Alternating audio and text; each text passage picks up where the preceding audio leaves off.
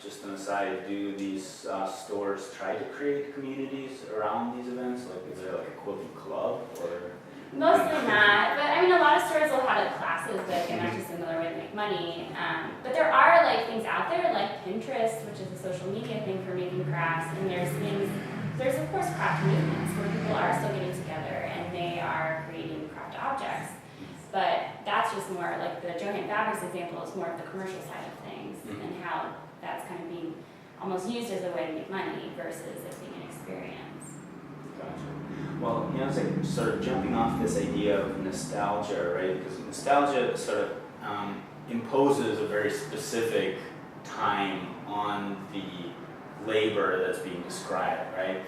I was wondering, Will, maybe you can speak to almost this casting of a labor practice within a specific time period. Maybe it is a historical, right? I mean, like looking at craft right now, right?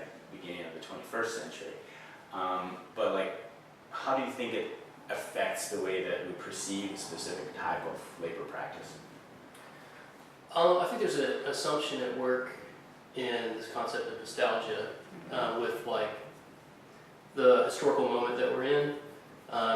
And it automatically assumes that we're in this place of simultaneity, that the contemporary moment is defined by technology and speed, and that there's no room to exist in another temporality besides the dominant, spectacular one that we're sold on television and commercials of cell phones, etc.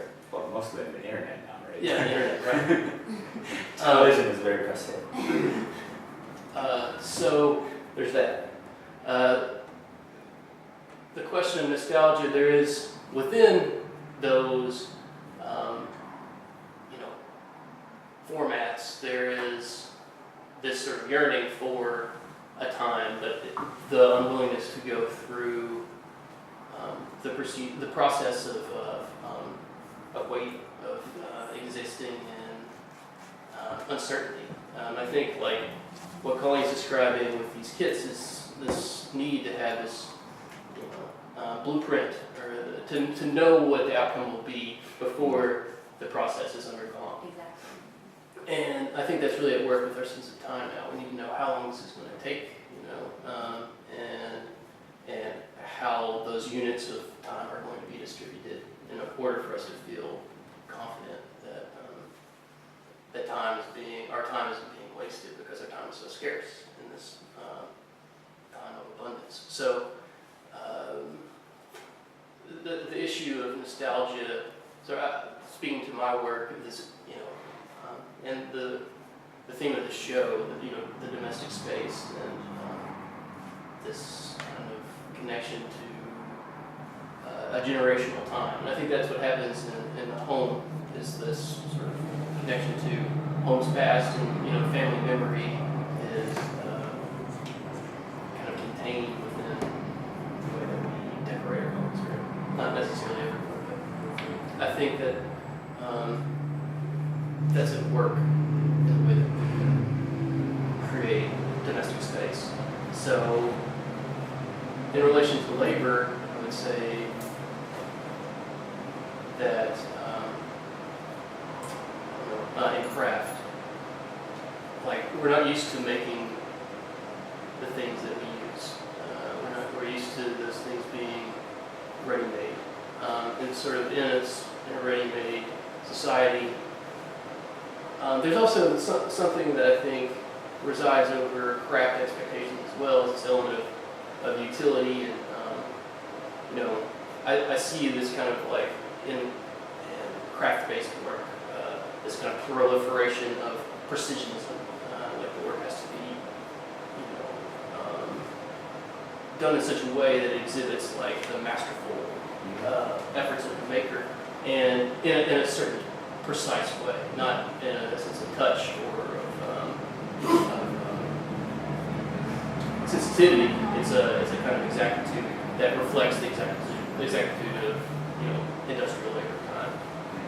It almost becomes like a competition. Like, I mean, I'll use quilt making again because, like, modern day quilt making now, we have kits and we have people who can produce a quilt at home. But then if you were to go to, like,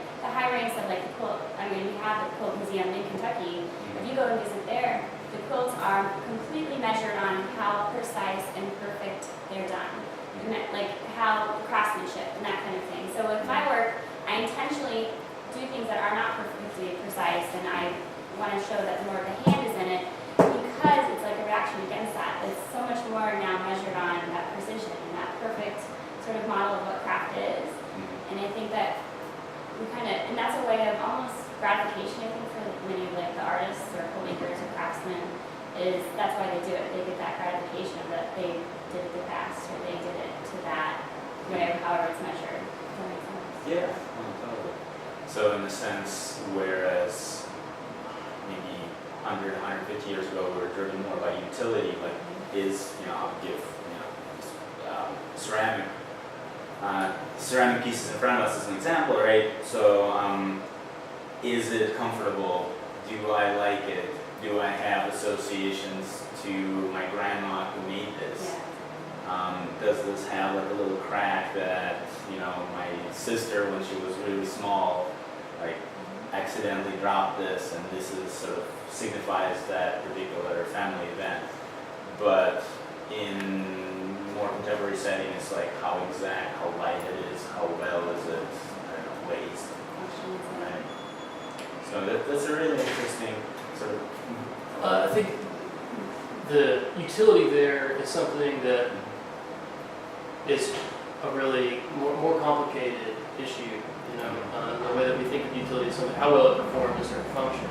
But in a continuum of labor where we aren't designated with specific roles, like my job is this circumscribed activity. There's also like how does this object or tool have multiple uses and functions? How can it be reused? Like a quilt as an object of utility is something that has been patched together from reused material. And so there's a question there of like how does this thing which performs a function also become something else or have the capacity to become something else, and not how is it not locked in this one thing and instantly becomes waste once it loses that utility. I think a lot of the relationships that we have now with objects, specifically craft objects, is lost because of the fact that if an object is coming from made in China, we don't have that as much of that attachment as you're saying with, like if you were to go to the Smithsonian today and you were to want to purchase an Appalachian quilt, you can go to the Smithsonian and you can buy it, but it's made in China. And so it's using the traditional way that a quilt is arranged in Appalachian culture, and it looks very authentic, but it's not. And there's something that's really interesting, I think, about losing that relationship that we're having with these objects and with the process that gets you to those objects. And then that relates back to time and how we're spending our time to create objects. And I think these days we're focusing our time much more now on being distracted, whether it be social media, I guess television you said was passe, but, all more instant gratification types of things. I think you mentioned like the spectacle or whatever, but I think that's starting to kind of fulfill that same urge. I think in the past people had more of an initial urge to want to create objects, and then therefore they had function and use. And now I think we are almost in a way distracted, or in a way those other types of platforms kind of fulfill that same need. Well, what's really interesting, right, is that we don't need to have a quilt, right? It's like at this point, you can go to Smithsonian and get yourself a quilt, or you can get a down blanket from, B&B, and probably can get, some sort of, like a Peruvian blanket from some other branded store, right? So it's really interesting where objects become these marketed statements, and it's like to me that moment of marketing is really interesting, right? Because you can't just somehow make a population want something out of the blue, right? You have to already grab onto something like nostalgia. And then are you moving it towards Peruvian blankets? Are you moving it towards authentic, Eastern Kentucky experience? Whatever that, Appalachian experience really means. Yeah. Right? So the moment, and this is where, why in a sense, some of my motivations behind the show, some of my motivations behind saying the word narrative, 2,000 times in a row, come in because the different forces within our society, including art market, right, sort of in that particular place, cultivate different types of narratives in order to actually sell these objects. Right? So, and I don't know if I want, it's not as much of a question, maybe an invitation for comments from you guys. I mean, I think like sort of with deconstruction, like we can take any kind of representation of authenticity and deconstruct it into a narrative or a fiction. Sure. And we can do that ad infinitum to anything. What matters is how the fictions that we make up make contact with reality or with real things, or how do they rub off onto experience, and that's what's interesting for me, less so than like how do we assign or designate a specific essentialized version of what Appalachian experience is. How does that representation we create inform and impress upon the way that those experiences are had. So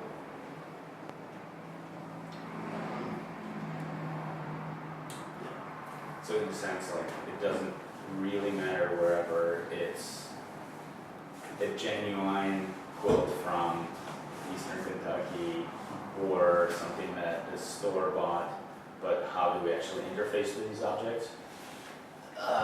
You could say that, or I would say that what's hidden within, a quilt from China is the labor of the maker, the resources that it took to, move that quilt from here to there, and I think like a question of resource relations is at work in sort of the way that we interface with things in the world. Like how do these in labor as well? How does labor evidence the contact with the maker with the world, or is it just this thing that creates a kind of amnesia, like the Chinese quilt? Like we are unaware or numb to the way that this thing comes to us and the contact that we have with the person who made it. Well, but let me, sorry, I'll just throw one thing in there. But we are aware of it in terms of price, right? So there is the genuine, the authentic really changes the price scale at which we want to interface with this object, right? I mean, I guess I'm less interested in the price than more of the fact that it eliminates what it took to make that original quilt, or authentic. I don't want to say authentic, but you know what I mean. It's more that whole history and the idea of getting those materials together and putting the meaning into the way you arrange the pattern, and how that is then duplicated on a different scale. And then it almost becomes isolated, because whoever that person is who's producing that quilt is most likely producing that individually in a factory or in some sort of different environment than what the first quilt would be. And I think that there's an interesting difference between that and it's, I don't want to say sad, but it is. It's sad that it loses that experience. That's what I deal with in my work, is I'm interested in how that transition changes things. But then cost, it makes it cheaper, it makes it more affordable, and then it could expose a quilt or whatever object we could be talking about to maybe more people. So it could have a benefit as well as a negative, but it kind of goes back and forth.